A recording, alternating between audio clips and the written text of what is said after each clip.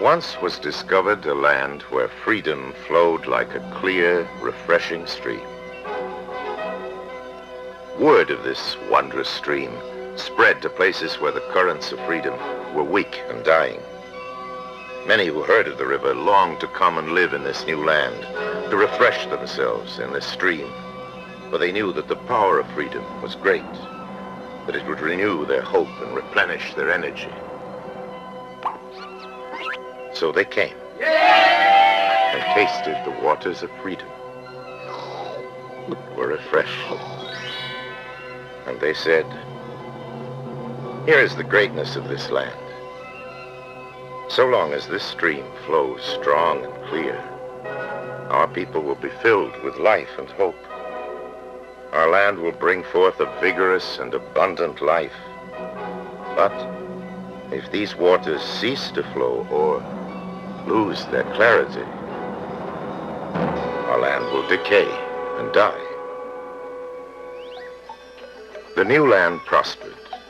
The people tilled the soil and built great cities. Remarkable inventions and new ideas made life rich and joyous in this land of freedom. The people became content. How good to live in this most favored land. They grew proud. How well our hands have cultivated and built.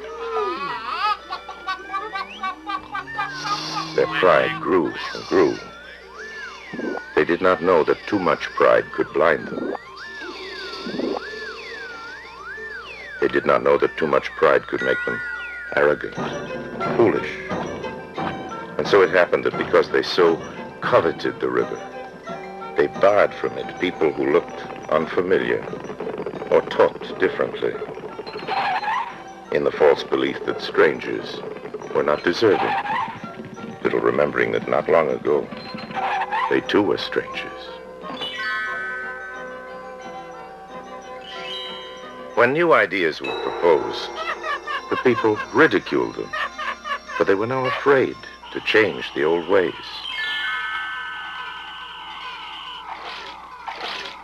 When some among them arose and selfishly took more than their share, the people did not stop them, but instead resolved to do the same.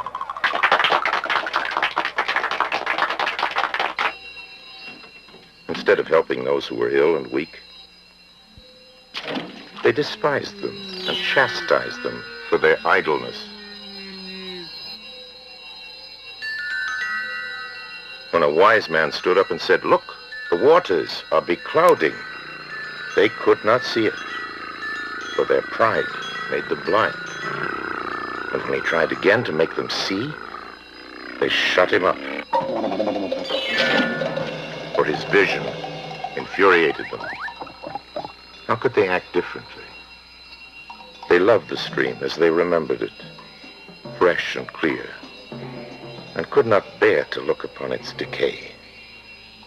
When the children, unblinded by old recollection, saw it too, they cried out, but their fathers called them ungrateful and punished them. And even as the river grew weak and muddy, glib leaders said it was strong and clear and must be sent to certain deserving lands.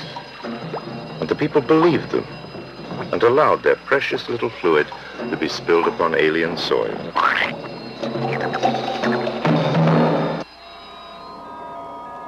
The people, feeling their hopes dying and their energy waning, finally looked at the river.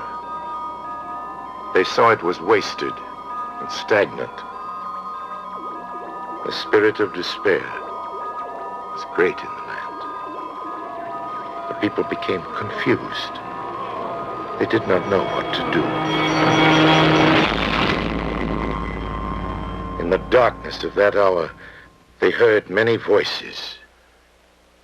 Some said, "The river is a nuisance and only lowers efficiency. Too much freedom causes disorder. The people are not ready for the river of freedom. Perhaps later. We will stop the river and start it again. is sick. But other voices said, let us work to make the waters of freedom flow fresh and strong again. Where it has been fouled by our foolishness, it can be made clear by our wisdom. Where it has grown stagnant from our neglect, it can be kept fresh by our vigilance. And the people listening said, the life or death of the river of freedom is in our hands.